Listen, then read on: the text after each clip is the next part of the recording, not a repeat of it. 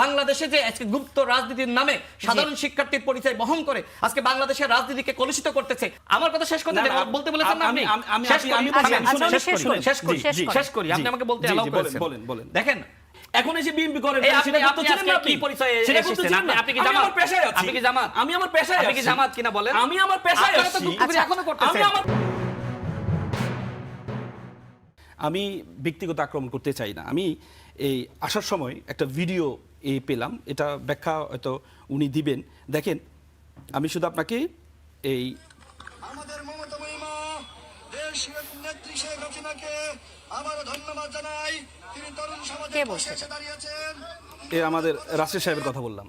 উনি বলল যে মমতা মহিমা প্রেক্ষাপটে এটা না, এটা আপনি ব্যাখ্যা দিবেন। না, এটা আপনি ব্যাখ্যা দিবেন, এটা কি? কেন ব্যাখ্যা দিবেন না? মমতা মহিমা আপনি ব্যাখ্যা দেন। উনি বলছেন যে মমতা মহিমাকে উনি ধন্যবাদ জানাচ্ছেন। ঠিক আছে, আমি এটা উনি ব্যাখ্যা দিবেন। উনি কোন সময় বলবেন না কেন? আপনি বলেন, আমি তো আপনাকে ভিডিওটা দিলাম, যেখানে আপনি বললেন মমতা মহিমা। এখন আপনি ব্যাখ্যা দিবেন কোন সময়? কোন সময়? আপনি দেখেন, এই নুরুল হক নুরু ওনাদের সাবেক যিনি, আপনি না বলে তো যেতে পারবেন না। আমি তো বলতে হবে কোন সময় আপনাকে দেখাচ্ছি, আপনি বলেন এটা কখন? তাহলে আমি বলি, আপনি বলেন সেটা। এই মমতা মহিমা যে আপনি বলেন শেখ হাসিনাকে কেন সেটা ব্যাখ্যা দিন। কাজই হলো গুজব রটনা করা। আপনি সেটা বলেন, কেন সেটা বলেন? মমতা মহিমা কেন বলেন শেখ হাসিনাকে সেটা বলেন। শুনেন, আমরা 2018 সালে কোটা সংস্কার আন্দোলন করেছি, তাই না?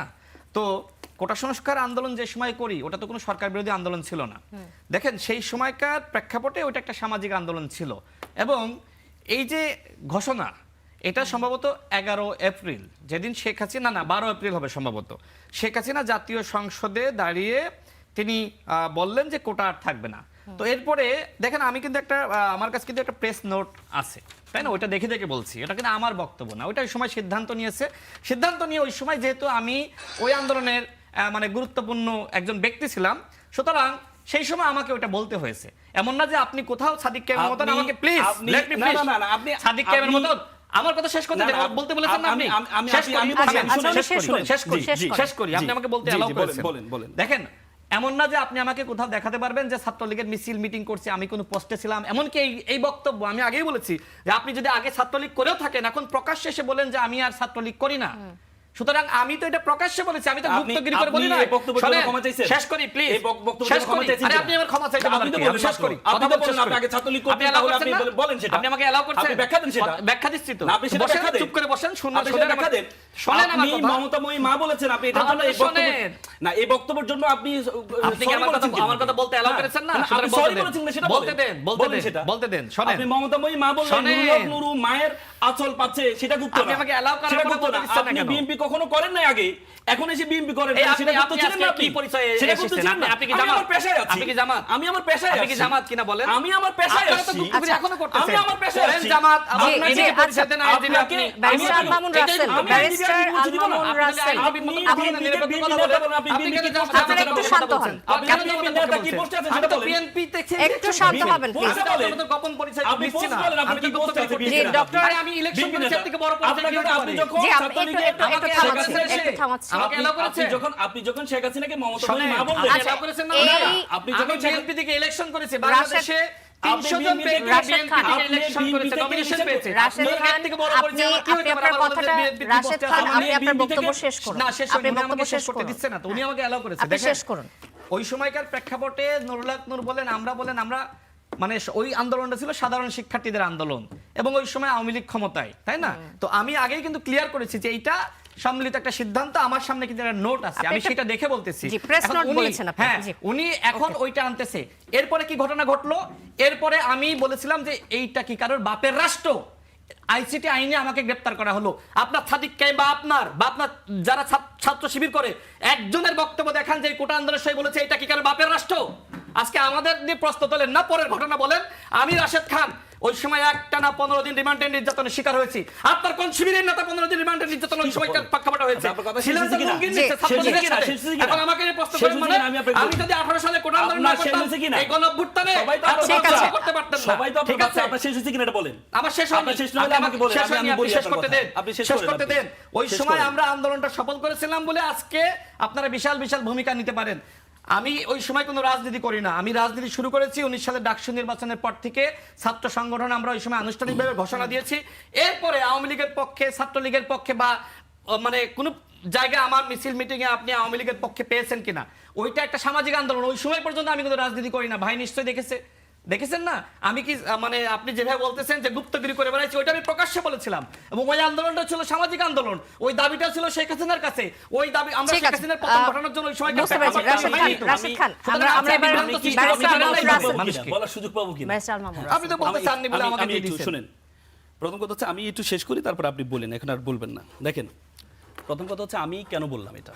আপনি একটা ছবি, আপনি যে এই দেখেন এই বিএনপির যিনি সংরক্ষিত আসনের যে এই ছাত্রদলের যে নেত্রী, হ্যাঁ, ওনার সাথে কিন্তু শোভনের ছবি আছে। তার মানে আমরা কখনো বলবো না যে শোভনের সাথে যেহেতু ছবি আছে তার মানে উনি এই ছাত্রলীগে ছিল।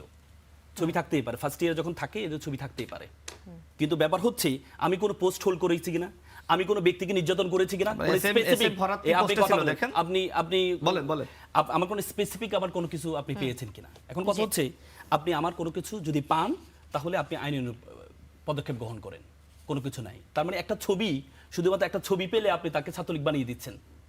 শত শত ছবি তো আছে, শত শত। এখন কথা হচ্ছে আমি আপনাকে কখনো বলবো না আপনি ছাত্রলীগ করছেন, কিন্তু আপনি তো বলেছেন। কারণ আমি আপনি সাদিক কায়েমের বলার কারণে আমি আপনাকে এটা বললাম যে আপনি মমতাময়ী মা বলেছেন। কেন আপনি তো প্রধানমন্ত্রী বলতে পারতেন। আপনি যদি ওন না করেন, আমরা কি কখনো যদি তারেক রহমানকে ওন না করে আমি কখনো বলবো তারেক রহমান মমতাময়ী বাবার মতো বলবো? আমি বলবো না। কিন্তু আমি যখন মমতাময়ী মা বলছি, এই যে ওনার যে সাবেক যে দলটা ছিল ওনার, সেই দলের প্রধান রুহুল হক নুরু, তিনি বলেছেন আমি আপনার ডাকসু ইলেকশনের পরবর্তীতে উনি বলেছে আমি আপনার পায়ের আপনার মধ্যে আমার মায়ের খুঁজে পাই। তার মানে কি আপনি যেগুলো বলেছেন আমি কখনো বলবো না এটা বলেছেন মানে আপনি ছাত্রলীগ করেন, ছাত্রলীগ করেছেন, আপনি গুপ্ত ছিলেন, সেটা আমি কখনো বলবো না। তার মানে হচ্ছে আপনার এই জিনিসগুলো যে ন্যারেটিভ তৈরি করছেন আপনি। তাহলে ভিডিওটা দেখালেন কেন? আমি দেখালাম এই যে আপনি সাদিক কায়েমের একটা ছবি পেয়েছেন, সাদিক কায়েমের একটা ছবি পেয়েছেন, হাতেত আলী একটা ছবি পেয়েছেন মিছিলের মধ্যে, এই জন্য আপনি তাকে ছাত্রলীগ বানিয়ে ফেললেন। কোনো কমিটিতে ছিল না, কোনো নির্যাতনের কোনো স্পেসিফিক এলিগেশন নেই। এবং কি পরবর্তী 5 আগস্টের পরবর্তীতে আপনি দেখেছেন এই আল জাজিরা যিনি সাংবাদিক, তিনিও তো বলেছেন সে কিভাবে এই পুরো আন্দোলনটাকে সংগঠিত করেছে, পুরো আন্দোলনটা সংগঠিত করেছে। এখন ব্যাপারটা হচ্ছে সাউন্ড তো আমরা করতে পারি। আমি বললাম না, আমি রাশেদ সাহেবের অনেকগুলো ভিডিও পেয়েছি যে 16-17 সালে উনি যে বিভিন্ন সময় নির্যাতিত হয়েছে, ওনার সাউন্ড আর এখন বর্তমান সাউন্ড তো এক না। জি, বুঝতে ওনার পেরেছি। সাউন্ড বর্তমান সাউন্ড তো এক না। এখন ওনার যে সাউন্ড পুরো ডাবল হয়ে গেছে কেন? তো এখন এটাই তো আমাদের ব্যাপারটা হচ্ছে আমরা ভিকটিম, আমরা যখন মানে মুসলিম ছিলাম, আমরা যখন জালিম হয়ে যাই, এটাই মানুষের কাছে প্রশ্ন আসে। আপনি যখন এতদিন মুসলিম ছিলেন, কিন্তু আপনি যখন জালিমের কাতারে চলে যাবেন, আপনি দেখেন এই যে কয়েকদিনের ইস্যুগুলো আপনি একটু দেখেন। গতকাল ঢাকা বিশ্ববিদ্যালয়ে কি ঘটনা ঘটেছে, একটা ভুয়া ফটো কার্ড, এটা ফ্যাক্ট চেকিং এবং সব জায়গায় বলেছে এটা ভুয়া। আমাদের প্রধানমন্ত্রীর এবং প্রধানমন্ত্রীর মেয়েকে শিবিরকে কি আর মজলুম বলার সুযোগ আছে?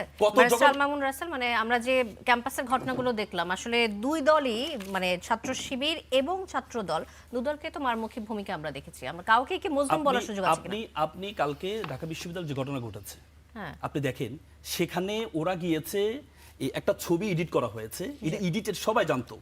এডিটের জন্য যে ছেলেটার বিরুদ্ধে অপপ্রচারটা চালানো হয়েছে, সে ছেলেটা গিয়ে জিডি করতে গিয়েছে, থানায় আশ্রয় নিতে গিয়েছে। আইনের শাসন আমাদের বিএনপির 31 দফার মধ্যে ছিল আইনের শাসন প্রতিষ্ঠা করবে, সর্বস্তরে আইনের শাসন প্রতিষ্ঠা করবে। তাহলে আপনি যখন আইনের শাসন প্রতিষ্ঠা করবেন, আইন শাসনের জন্য তো জিডি করতে গিয়েছে। জিডি করতে গিয়ে তাকে যেভাবে তাদের উপর আক্রমণ করা হয়েছে, এবং আপনি দেখেছেন ডাকসুর নেতারা যখন গিয়েছে তাদেরকে যেভাবে লাথি মারা হয়েছে। আচ্ছা, তাহলে আপনি যে পরবর্তীতে কি প্রমাণ হলো? পরবর্তীতে প্রমাণ হলো, ফরেনসিক রিপোর্ট সবকিছুর মধ্যে প্রমাণ হলো এই ছবিটা সে তৈরি করেনি। অথচ এত ভয়ঙ্কর একটা ছবি, যে ছবিটা দেখার মতো না, সেই ছবিটা ছাত্র দলের শত শত আইডি থেকে এটাকে শেয়ার করা হয়েছে। তখন কি এটা কি আমাদের প্রধানমন্ত্রী এবং প্রধানমন্ত্রীর মেয়ে সম্মানহানি হয় না? আবার সম্মানহানি। ডক্টর সাজিদুল হক, আমি আপনার কাছে আসতে চাই, আমি আপনাদের দুজনের কাছে আবার আসব। 30 সেকেন্ড অ্যাড করতেছি। দেখেন উনি যে কথা বললেন, এই যে একটা ছবি সাদিক কায়েম এবং এই মেয়েটার নাম সুমাইয়া বান্না, তো আপনি নিশ্চয়ই দেখেছেন যে সেই মেয়েটা কিভাবে মাননীয় প্রধানমন্ত্রী এবং তার কন্যাকে নিয়ে কি ভাষা, এটা আসলে পড়ার যোগ্য না। আপনি মানে দেখতে পারেন এটা আসলে মিডিয়াতে প্রচারযোগ্য না। সে কিন্তু সাদিক কায়েমের সাথে, এরপরে দেখেন সে মাননীয় প্রধানমন্ত্রীকে নিয়ে এবং একই সাথে শহীদ প্রেসিডেন্ট জিয়াউর রহমান এবং তার সহধর্মিণী দেশনেত্রী বেগম খালেদা জিয়াকে নিয়ে কি মন্তব্য করেছে। এই মেয়েটি যে মন্তব্য করলো সে কিন্তু আবার সাদিক কায়েমের সাথে। তো আপনি কি বলবেন? এরকম আপনি এই মেয়েটিকে বুঝতে পারছেন কিভাবে? আমি তো নেকআপ দেখতে পাচ্ছি না। এই মেয়েটি নেকআপ, মানে মেয়েটির নাম সুমাইয়া, যে ছবিতে দেখাচ্ছেন আমি দেখছি একটা নেকআপ পরা মেয়ে। আমি বুঝতে পারছি ওই মেয়েটির আইডি সে আসলে আপনার জামাতের একজন কর্মী, ওই যে সাউদা সুমি যেরকম না এরকম। ঠিক একইভাবে কবিয়াল বাঙালি, তিনি ঢাকা বিশ্ববিদ্যালয়ের শিক্ষার্থী, তার নাম আপনার ফখরুদ্দিন, নিশ্চয়ই তিনিও ছিলেন, একসময় শিবিরের নেতা ছিলেন, সম্ভবত ওনাদের সমসাময়িক হবে। তিনি একইভাবে এর থেকেও নোংরা ভাষায় তিনি আসলে, আমি এটা ফেসবুকে শেয়ার করেছি, হয়তো উনি দেখেছেন। তো এই যে একটা ঘটনা আমি ধরে নিলাম যে ওই একটা ঘটনা নাই, ধরে নিলাম যে সেটা এডিটেড স্ক্রিনশট, কিন্তু এই বাকিগুলো দেখেন, আপনি দেখেন ঢাকা বিশ্ববিদ্যালয় আব্দুল কাদের, শেষ করে দিচ্ছি, আব্দুল কাদের ফেসবুকে পোস্ট করেছে, সেখানে শেষ করে দিই 10 সেকেন্ডে, হাসানুল বান্না যিনি 71 হলের ভিপি, তিনি দেখেন DU insider, DUCSU memes posting, department of expose, রাজনৈতিক মিম সংগ্রহ, এইসব পেজ থেকে ঢাকা বিশ্ববিদ্যালয়ের নারীদের নিয়ে, ছাত্রদলের যারা রয়েছে, অন্যান্য রাজনৈতিক কর্মী, এমনকি এনসিপি যারা রয়েছে তাদেরকে নিয়ে এইসব পেজ থেকে অসংখ্য মিথ্যাচার, নোংরামি করেছে, ডাকসু নির্বাচনের আগে পরে এখনো পর্যন্ত কন্টিনিউ করতেছে। এগুলো করতেছে। কালকে আপনি দেখেছেন যে ছাত্রদলের নেতা আবিদ, সে কিন্তু এগুলো কালকে একটা টেলিভিশন টক শোতে এগুলো বিস্তারিত প্রমাণ সহ তুলে ধরেছে। অর্থাৎ বাংলাদেশে যে আজকে গুপ্ত রাজনীতির নামে সাধারণ শিক্ষার্থীর পরিচয় বহন করে আজকে বাংলাদেশের রাজনীতিকে কলুষিত করতেছে। আমি ধরে নিলাম যে নুরুল হক নূর একসময় ছাত্রলীগের রাজনীতি করতো, পরবর্তীতে সে তো ফ্যাসিবাদ বিরোধী আন্দোলনের অন্যতম নেতা হয়। আমি তো এই কথাই বলতেছি যে আপনি ছাত্রলীগ করতেন, কোনো সমস্যা নাই, কিন্তু এখন প্রকাশ্যে আসেন, এখনো পর্যন্ত আপনি কেন লুকিয়ে আছেন?